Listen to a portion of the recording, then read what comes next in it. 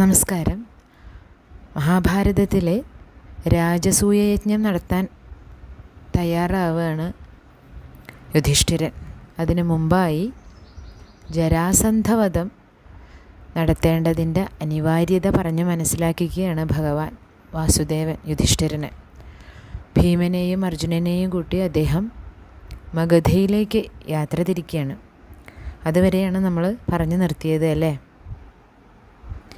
ദേവാസുരന്മാർക്ക് പോലും ജയിക്കാനാകാത്ത ജരാസന്ധനെ വധിക്കാനുള്ള കാലായി എന്ന് യുധിഷ്ഠിരനോട് പറയുന്നുണ്ടല്ലോ. അപ്പോൾ അർജുനനും ഭീമനും താനും കൂടി യത്നിച്ചാൽ ജരാസന്ധൻ്റെ കഥ കഴിക്കാമെന്ന് അദ്ദേഹത്തിന് ഉറപ്പായിരുന്നു. അവർ 3 പേരും ബ്രാഹ്മണ വേഷധാരികളായിട്ടാണ് മഗധയിലേക്ക് പുറപ്പെടുന്നത്. തങ്ങളുടെ ജ്ഞാതികളായിട്ടുള്ള രാജാക്കന്മാരുടെ ദയനീയ നിലയോർത്ത് അവർ അമർഷം കൊണ്ടു. ഒരുപാട് രാജാക്കന്മാരെ കാരാഗൃഹത്തിൽ ഇട്ടിട്ടുണ്ടെന്ന് നമ്മൾ പറഞ്ഞല്ലോ ജരാസന്ധൻ. അങ്ങനെ അവരെയൊക്കെ രക്ഷപ്പെടുത്തണം, അതായിരുന്നു പ്രഥമ ലക്ഷ്യം ഭഗവാന്റെ. അവരിൽ നിന്ന് ഒരു രഹസ്യ ദൂതൻ വഴിയെല്ലാം അറിഞ്ഞു കഴിഞ്ഞിട്ടാണ് ഭഗവാൻ ഇങ്ങനെയൊരു തീരുമാനം എടുക്കുന്നത് തന്നെ. അങ്ങനെ പല പ്രദേശങ്ങളും കടന്ന് അവർ മഗധ രാജധാനി സ്ഥിതി ചെയ്യുന്ന ഗിരിവ്രജത്തിലെത്തുകയാണ്. ഉടനെ തന്നെ പുരത്തിൻ്റെ വാതിൽക്കിലെത്തി അവർ വാതിലിലൂടെ അകത്ത് കടക്കാൻ ശ്രമിച്ചില്ല. അതിനു പകരം നഗരവാസികൾ പൂജിക്കുന്ന ചൈത്യക ശൈല ശൃംഗം കുത്തി തുറന്ന് ഉള്ളിൽ കയറി. അവിടെ വെച്ചായിരുന്നു മാംസഭോജിയായിട്ടുള്ള ഋഷഭനെ ജരാസന്ധൻ്റെ പിതാവായിട്ടുള്ള ബൃഹദ്രഥൻ പണ്ട് കൊന്നത്.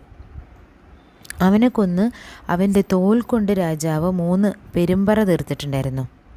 എന്നിട്ട് അത് സ്വന്തം പുരത്തിൽ വെച്ചിട്ടുമുണ്ട്. പൂക്കളൊക്കെ അർപ്പിച്ച് പൂജിക്കപ്പെടുന്ന ആ പെരുമ്പറകൾ 3 തകർത്ത് അവരെ ചൈത്യ പ്രാകാരത്തിൽ കയറി ആയുധപാണികളായിട്ട് പ്രവേശന ദ്വാരത്തിന് അഭിമുഖമായിട്ട് തന്നെ അവർ നടക്കുകയാണ്. അവർ മഗധയുടെ ചൈത്യകത്തിലെത്തി. അവരുടെ ആ കയറ്റം ജരാസന്ധൻ്റെ തലയിൽ ചവിട്ടുന്ന കാൽവെപ്പായിരുന്നു. വളരെ ഉറപ്പുള്ളതും പുരാതനവും ഗന്ധമാല്യങ്ങൾ കൊണ്ട് അർച്ചന ചെയ്ത് വെച്ചിരിക്കുന്നതുമായിട്ടുള്ള ചൈത്യക ശൃംഗം അവർ കൈകൊണ്ട് ഇടിച്ച് തകർത്ത് വീഴ്ത്തി. ഉടനെ തന്നെ വലിയ ആഹ്ലാദത്തോടെ അവർ മഗധാപുരിയിൽ നടന്നുകൊണ്ടിരിക്കുകയാണ്. തങ്ങൾ അമംഗള സൂചനകൾ കണ്ടതായിട്ട് വേദപാരംഗതരായിട്ടുള്ള ബ്രാഹ്മണർ ജരാസന്ധനെ അറിയിച്ചു. അമംഗളം നീക്കാൻ അവർ ആനപ്പുറത്തിരിക്കുന്ന രാജാവിനെ പന്തം കൊണ്ടൊക്കെ ഒഴിഞ്ഞു. ദോഷശാന്തിക്കായിട്ട് ജരാസന്ധ രാജാവ് ദീക്ഷിച്ച് നിയമപ്രകാരമൊക്കെ ഉപവാസമൊക്കെ കൈക്കൊണ്ടു. അപ്പോൾ സ്നാതക ബ്രാഹ്മണ വേഷധാരികളായിട്ടുള്ള വാസുദേവ പാണ്ഡവന്മാർ ജരാസന്ധനോട് യുദ്ധം ചെയ്യാനുള്ള ഉത്സാഹത്തോടെ 3 കാവൽപ്പടികളും കടന്ന് ഒരു കൂസലും കൂടാതെ അകത്തൊക്കെ കടന്ന് രാജാവിനെ ചെന്ന് കാണുകയാണ്. ആ ബ്രാഹ്മണ വേഷധാരികളെ ജരാസന്ധൻ യഥാവിധി ഉപചരിച്ചു. ബ്രാഹ്മണരായതുകൊണ്ടാണ് യഥാവിധി ഉപചരിച്ചു. രാജാവ് സ്വാഗതം പറഞ്ഞപ്പോൾ ഭീമ അർജുനന്മാർ ഒന്നും മിണ്ടിയില്ല. കൃഷ്ണൻ പറഞ്ഞു, ഇവർക്ക് 2 പേർക്കും നിയമത്താൽ അർദ്ധരാത്രിക്ക് മുമ്പായിട്ട് ഒന്നും പറയാൻ പാടില്ല രാജാവേ. അപ്പോൾ അതുകൊണ്ടാണ് അവർ മിണ്ടാതിരിക്കുന്നത്. അത് കഴിഞ്ഞ് അവർ പറയും. ഇത് കേട്ടപ്പോൾ രാജാവ് അവരെ യജ്ഞശാലയിൽ കൊണ്ടുചെന്നാക്കി കൊട്ടാരത്തിലേക്ക് മടങ്ങിപ്പോയി. അർദ്ധരാത്രിക്ക് ശേഷം അദ്ദേഹം വീണ്ടും അവർക്ക് അരികിലേക്ക് ചെന്നു. ജരാസന്ധനെ കണ്ടപ്പോൾ അവർ 3 പേരും അദ്ദേഹത്തിന് മംഗളമൊക്കെ ആശംസിച്ചു.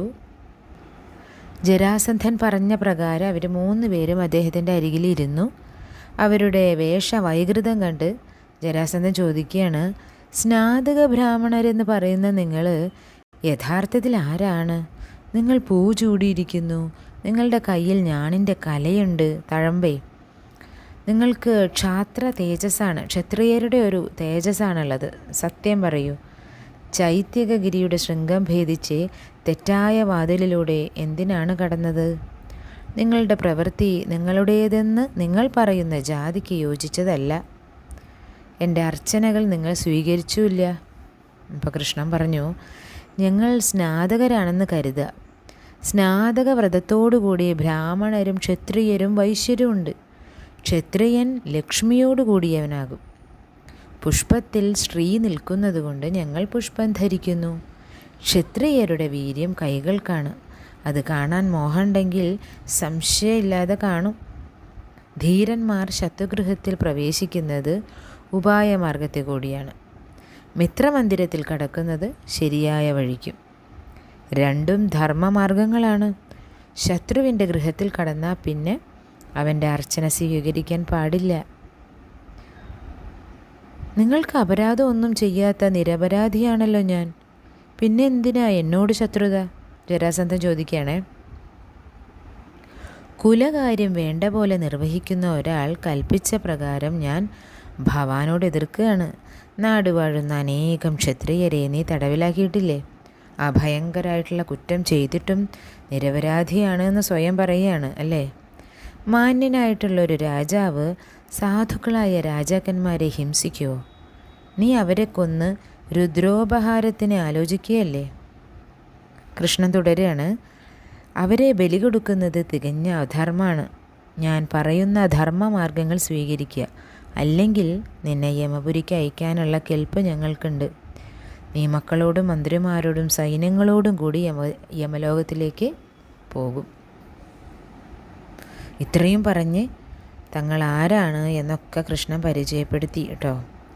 ഞങ്ങൾ ഭൂസുരന്മാരല്ല, ഋഷികേശനായ കൃഷ്ണനാണ് ഞാൻ. വീരന്മാരായ ഇവർ പാണ്ഡവന്മാരാണ്. നിന്നെ ഞങ്ങൾ പോരിന് വിളിക്കുന്നു. ഒന്നുകിൽ രാജാക്കന്മാരെ വിടുക, അല്ലെങ്കിൽ യമപുരിക്ക് നടക്കുക. ദേവതാർത്ഥം കൊണ്ടുവന്ന നൃപന്മാരെ, രാജാക്കന്മാരെ പേടികൊണ്ട് ഞാൻ വിടില്ല. ഓരോരുത്തരായോ 3 പേരോടും ഒപ്പമായോ പോരാടാൻ ഞാൻ തയ്യാറാണ്. ആരാ പറയണത്? ജരാസന്ധൻ. പുത്രനായ സഹദേവനെ ജരാസന്ധൻ തൻ്റെ പിൻഗാമിയായിട്ട് അഭിഷേകം ചെയ്തു. 3 പേരിൽ ആരോടാണ് യുദ്ധം ചെയ്യുന്നത് എന്ന ചോദ്യത്തിന് ജരാസന്ധൻ ഭീമനെ തിരഞ്ഞെടുക്കുകയാണ്. മറ്റു 2 പേരും തനിക്ക് ഇരയല്ല എന്നാണ് ജരാസന്ധൻ പറയണത്. അപ്പോൾ ഭീമനെ തിരഞ്ഞെടുത്തു. അവർ തമ്മിൽ യുദ്ധം ആരംഭിച്ചു. അത് ഭീഷണമായി തീർന്നു. ഭക്ഷണത്തിനോ വിശ്രമത്തിനോ നിർത്താതെ രാവും പകലുമില്ലാതെ നടന്ന അവരുടെ പോരാട്ടം 14 ദിവസം തുടർന്നു. കാണികളായി പുരവാസികൾ വന്ന് നിറഞ്ഞു. 14-ാം ദിവസം രാത്രി ജരാസന്ധൻ ക്ഷീണിച്ചു തുടങ്ങി. അപ്പോൾ അവനെ കൊല്ലാൻ ഭീമസേനൻ സർവശക്തിയും സംഭരിച്ച് തയ്യാറായി. കൃഷ്ണൻ ഭീമനോട് പറയാണ്, ജരാസന്ധനെ കൊല്ലാൻ ഇനി വൈകിക്കേണ്ട. തൻ്റെ ദിവ്യമായ ശക്തിയും വായുബലവും കാണിക്കാൻ കൃഷ്ണൻ ഭീമസേനനോട് പറഞ്ഞു. ഭീമൻ ജരാസന്ധനെ പൊക്കിയെടുത്തു. അവനെ 100 വട്ടം ചുഴറ്റി താഴെയിട്ട് മുട്ടുകൊണ്ട് കുത്തി. അവൻ്റെ നട്ടെല്ലൊടിച്ച് ഭയങ്കരമായിട്ട് അലറി. അതിനുശേഷം അവൻ്റെ കാല് പിടിച്ച് 2ആയി ചീന്തുകയാണ്. ബന്ധനത്തിൽ കഴിയുന്ന എല്ലാ രാജാക്കന്മാരെയും അവർ മോചിപ്പിച്ചു. അപ്പോൾ എങ്ങനെയാണോ ജനിച്ചത് ജരാസന്ധൻ, അതുപോലെ തന്നെ മരിക്കണം, എന്നാലേ മരിക്കുകയുള്ളൂ. അതുകൊണ്ടാണ് ചീന്തി 2 കഷ്ണാക്കിയത്. തങ്ങളുടെ അധീനത്തിലുള്ള സമ്പത്ത് ആ രാജാക്കന്മാർക്ക്, ആ മോചിക്കപ്പെട്ട രാജാക്കന്മാർക്ക് തിരിച്ചു നൽകി. അവർക്ക് നന്ദിപൂർവ്വം കാഴ്ചവെച്ചു. കൃഷ്ണൻ ജരാസന്ധൻ്റെ ദിവ്യരഥത്തിൽ കയറി ഭീമ അർജുനന്മാരും കൊണ്ട് പുറപ്പെട്ടു. ശക്രനും വിഷ്ണുവും ഇരുന്ന് പോരാടിയിട്ടുള്ള ആ പ്രസിദ്ധമായിട്ടുള്ള തേര് സമ്പാദിക്കാൻ കഴിഞ്ഞതിൽ അവർ സന്തോഷിച്ചു. അതിൽ കയറി പോകുന്ന അവരെ നാട്ടുകാർ സൽക്കരിച്ചു. തടവിൽ നിന്നും മോചിക്കപ്പെട്ട രാജാക്കന്മാരവരെ പൂജിച്ചു. തങ്ങൾ അവരുടെ ദാസന്മാരാണെന്നും എന്താണ് ചെയ്യേണ്ടത് എന്ന് കൽപ്പിക്കണമെന്നും പറഞ്ഞ രാജാക്കന്മാരോട് കൃഷ്ണൻ പറഞ്ഞു, യുധിഷ്ഠിര മഹാരാജാവ് രാജസൂയം ചെയ്യാൻ ആഗ്രഹിക്കുന്നുണ്ട്. നിങ്ങളെല്ലാവരും ചേർന്ന് സഹായിക്കണം. രാജാക്കന്മാർ സമ്മതിച്ചു. കൃഷ്ണന് വേണ്ടി അവർ ധാരാളം രത്നങ്ങൾ കാഴ്ചവെച്ചു. കൃഷ്ണൻ അവയിൽ നിന്നും വളരെ കുറച്ചു മാത്രം സ്വീകരിച്ച് ജരാസന്ധൻ്റെ മകനായിട്ടുള്ള സഹദേവനും ഒട്ടേറെ രത്നങ്ങളൊക്കെ കാഴ്ചവെച്ച് വന്ദിക്കുന്നുണ്ട് കേട്ടോ അതിൻ്റെ ഇടയിൽ. അപ്പോൾ സഹദേവൻ കൃഷ്ണൻ്റെ ദാസനായി. കാഴ്ചദ്രവ്യങ്ങൾ കൈക്കൊണ്ട് സഹദേവനെ വാസുദേവൻ രാജാവാക്കി വാഴിക്കുകയും ചെയ്തു. അവർ ഇന്ദ്രപ്രസ്ഥത്തിൽ തിരിച്ചെത്തി വിവരങ്ങളെല്ലാം യുധിഷ്ഠിരനെ ഉണർത്തിച്ചു. യുധിഷ്ഠിരൻ സന്തോഷ വാർത്തയിൽ ആനന്ദബാഷ്പം പൊഴിച്ചു. അതിനുശേഷം എല്ലാവരോടും യാത്ര പറഞ്ഞ് കൃഷ്ണൻ ദ്വാരകയിലേക്ക് മടങ്ങി. അപ്പോൾ ഇന്ന് ഇത്രമാത്രം. എല്ലാവർക്കും ഭഗവാന്റെ അനുഗ്രഹം ഉണ്ടാവട്ടെ.